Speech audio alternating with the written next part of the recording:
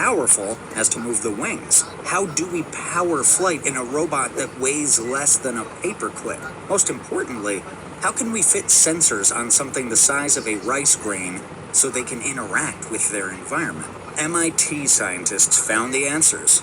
Before robot insects were designed to be pollinators, like bees, they were originally made in the likeness of fireflies.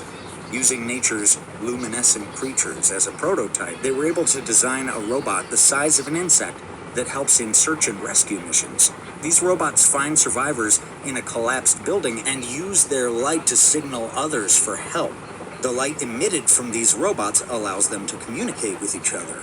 Although these particular robot insects did not have any sensors, they were able to perfect the technology that allowed them to fly: piezoelectric actuators. These actuators act like a muscle in the sense that they contract and release when a voltage is passed through them.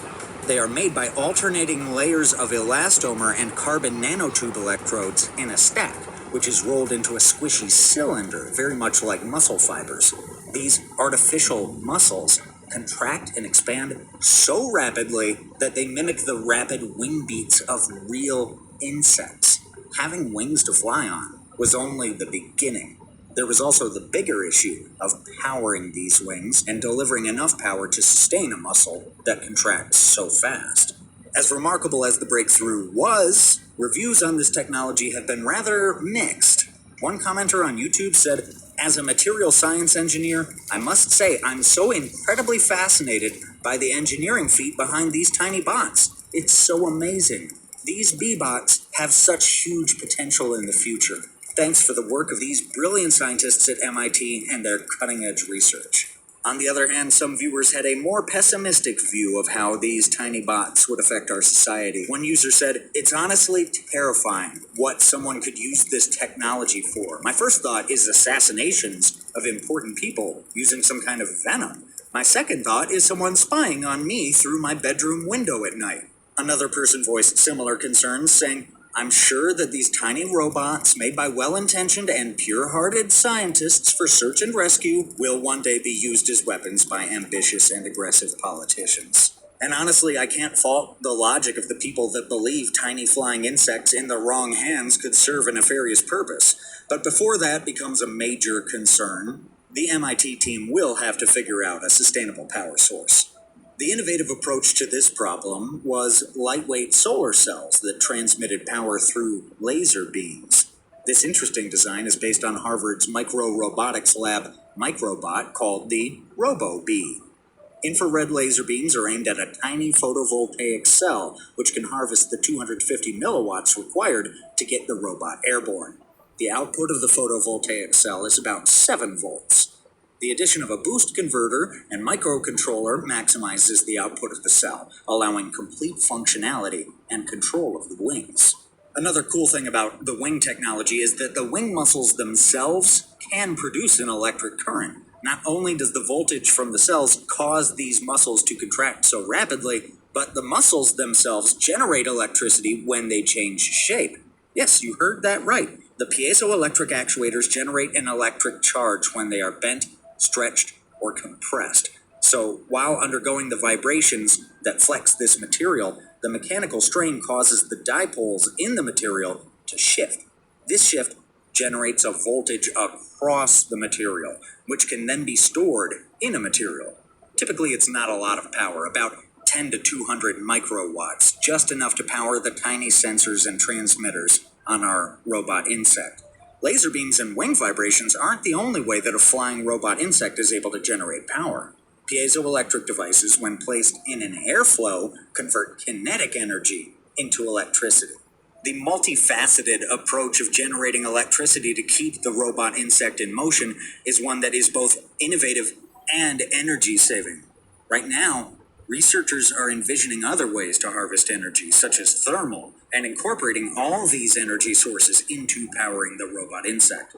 Doing this would allow for autonomous long-range flights without the need for heavy batteries and allow for better operational capacities.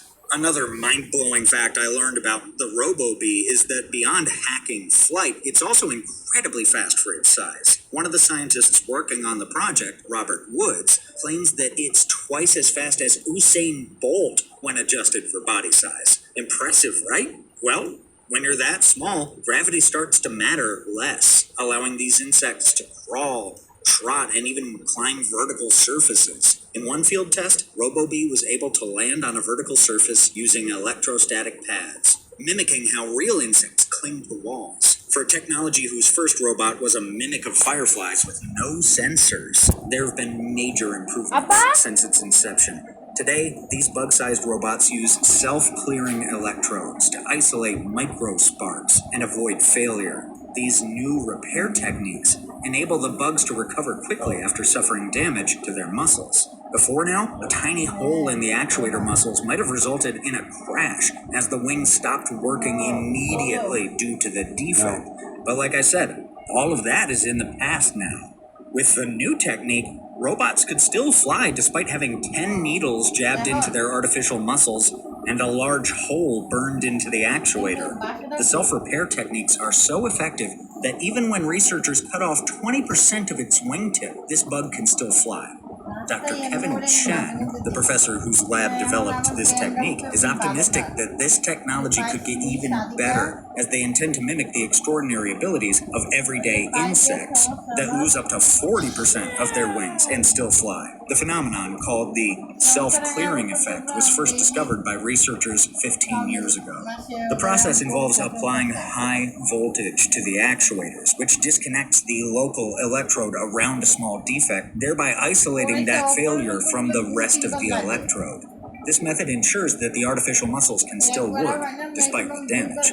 Dr. Chen and his collaborators were able to do this by first optimizing the concentration of carbon nanotubes that comprise the electrodes in the actuator muscles. By having fewer rolls of carbon in the electrode, self-clearing was improved, but at the cost of reducing the actuator's power density.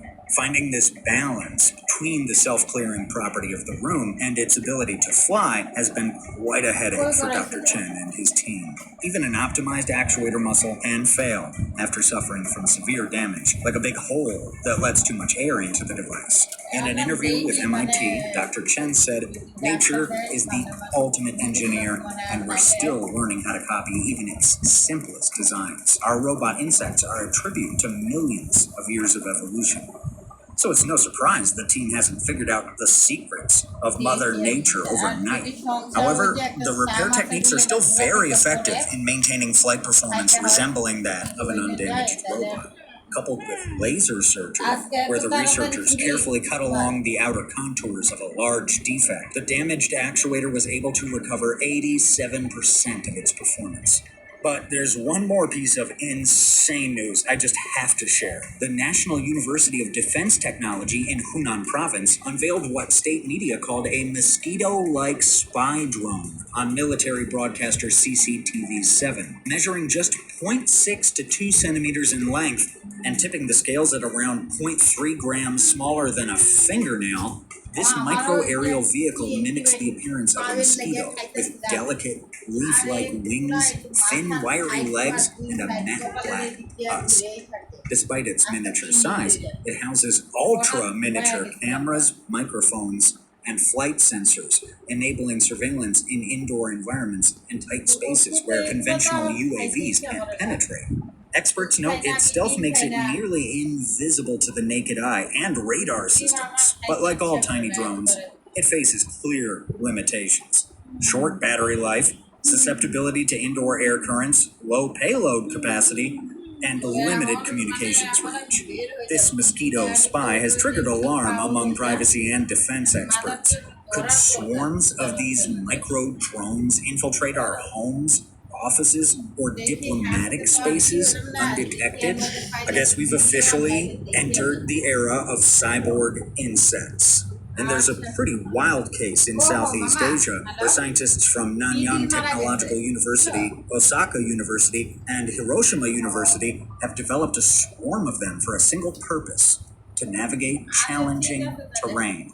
Cyborg insects are created by equipping real insects with tiny sensor devices which they carry on their back.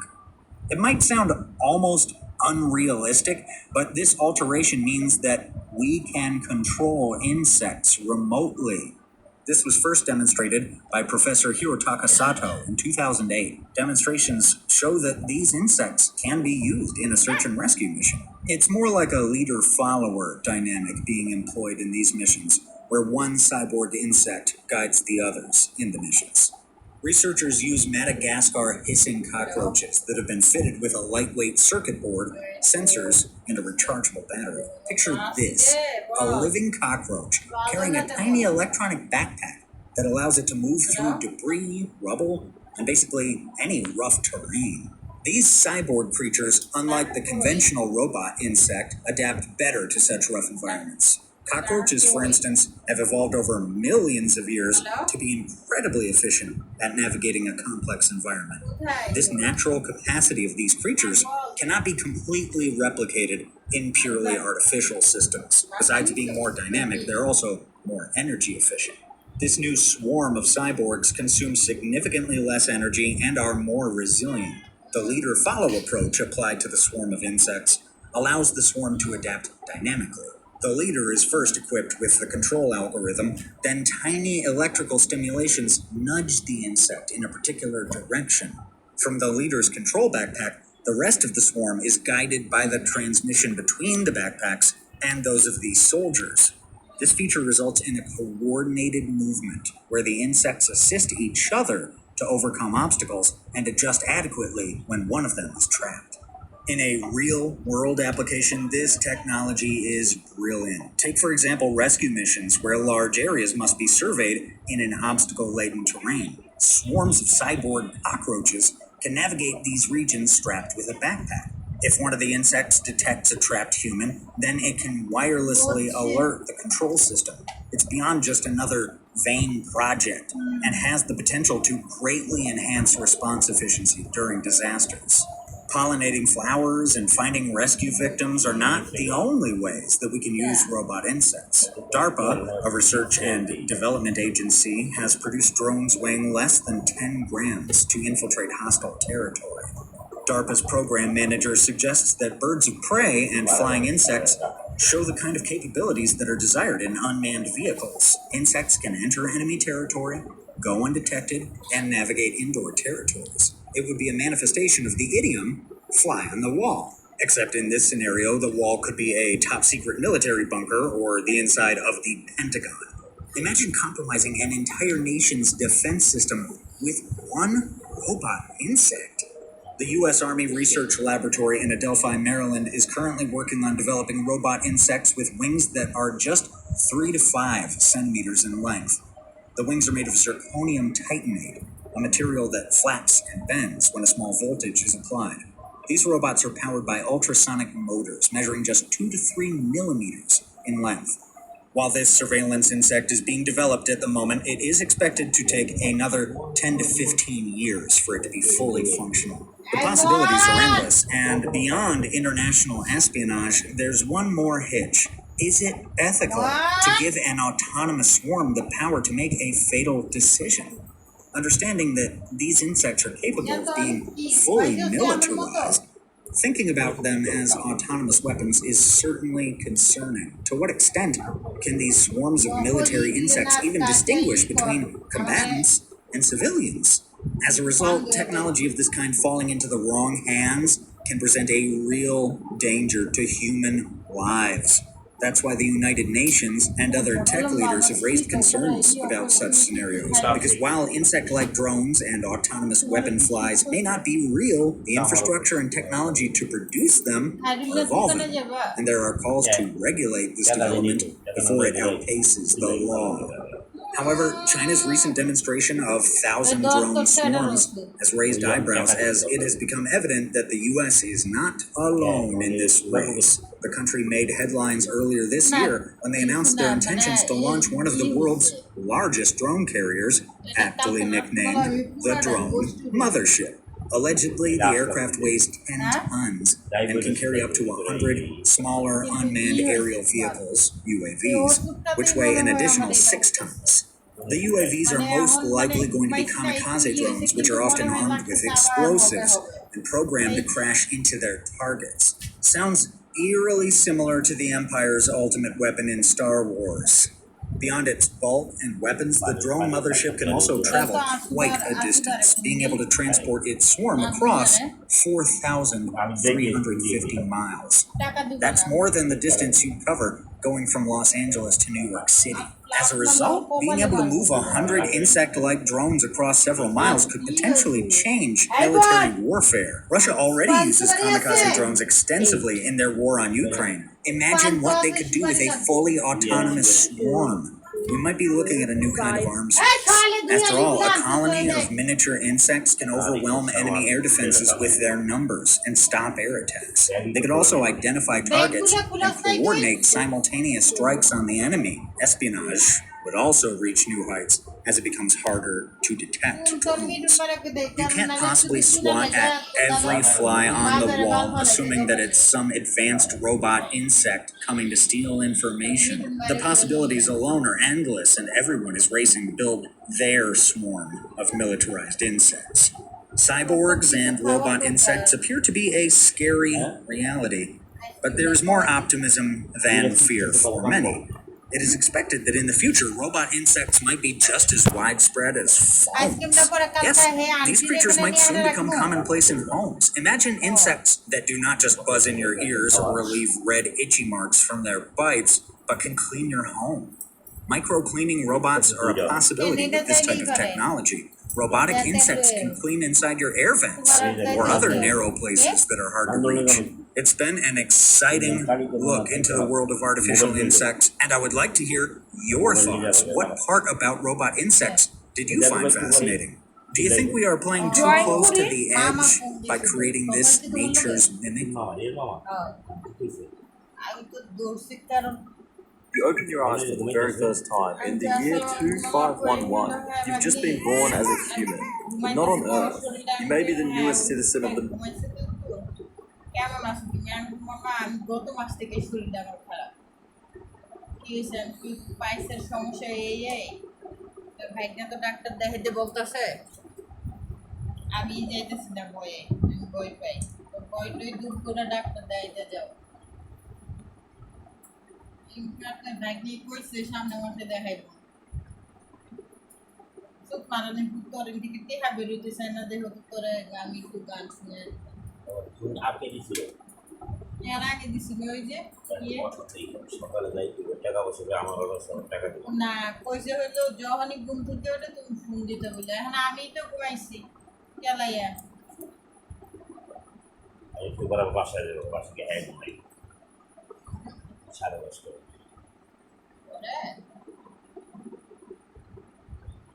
দেখো দেখা হইলে কইতে পারে। আমার তো নেই হইলো বা মিস করছিল, কারণ গুরু কলে কোনো কল নাই।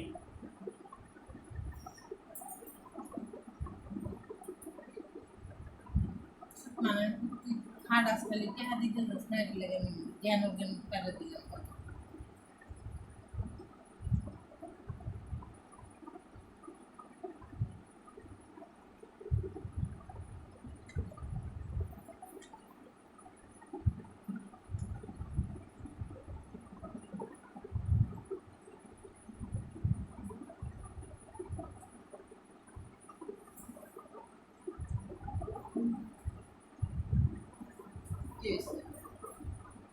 জীবনে বাসায় গেছে মনে হয়